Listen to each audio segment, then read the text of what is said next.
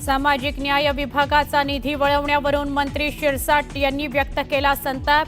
मग खातं हवंच कशाला, याबाबत तातडीने मुख्यमंत्र्यांशी बोलणार असल्याचं केलं स्पष्ट।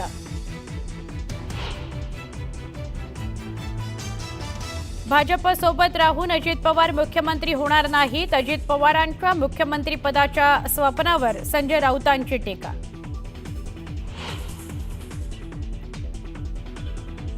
पुण्यामध्ये गौतम अदानींनी घेतली शरद पवारांची भेट, सायन्स अँड टेक्नॉलॉजी पार्क प्रकल्पाबाबत चर्चा झाल्याची सूत्रांची माहिती।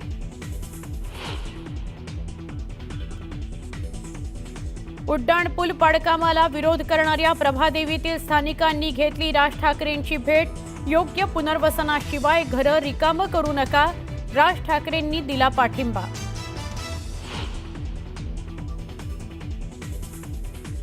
सदस्यत्व अभियानासाठीच्या बॅनरबाजीतून शिवसेनेनं ठाकरे गटाला डिवचलं, मैत्री धाग्याची नाही मैत्री वाघाशी अशा आशयाचे झळकले बॅनर।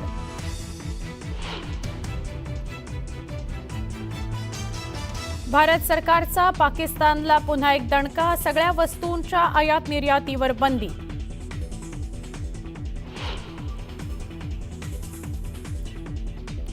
पहलगाम हल्ल्यानंतरही पाकिस्तानची मस्ती काही कमी होईना, अब्दाली क्षेपणास्त्राची चाचणी करून युद्धाला भारताकरता उकसवण्याचा प्रयत्न।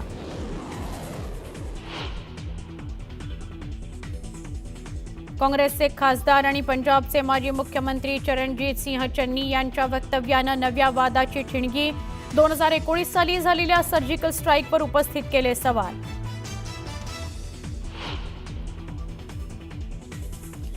पहलगाम दहशतवादी हल्ल्यात पाकच्या ISI आणि लष्करानं मदत केल्याचे धागेदोरे आले समोर, दहशतवाद्यांना मदत करणाऱ्या 20 ओव्हरग्राऊंड वर्कर्सची ओळख।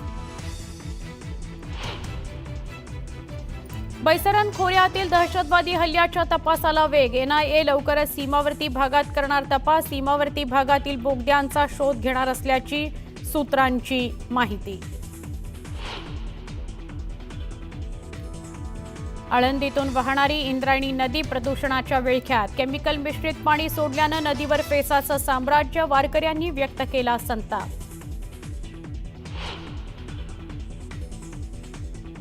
आणि बालविवाह रोखण्याकरता प्रशासनाची यशस्वी मोहीम, अक्षय्य तृतीयेच्या मुहूर्तावर 29 बालविवाह थांबवण्यात महिला आणि बालकल्याण विभागाला यश।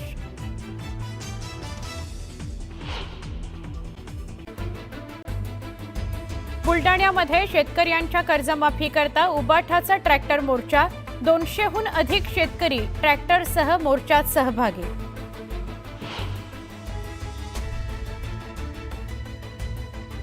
मालवण तालुक्यातील तारकर्ली वायरी बांधवाडीमध्ये 87 वर्षाच्या आजीचं पाण्याकरता आंदोलन, उपोषणस्थळी कुणी पाणी देतं का पाणी अशा आशयाचा बॅनर।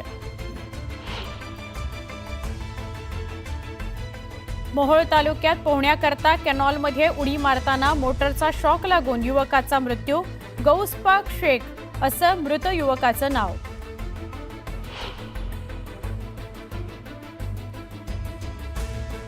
सालेकसा तालुक्यातील गोरगे इथं आंघोळी करता गेलेल्या 2 तरुणांचा कालव्याच्या पाण्यात बुडून मृत्यू, पाण्याचा अंदाज न आल्यानं प्रवाहात वाहून गेल्याची माहिती।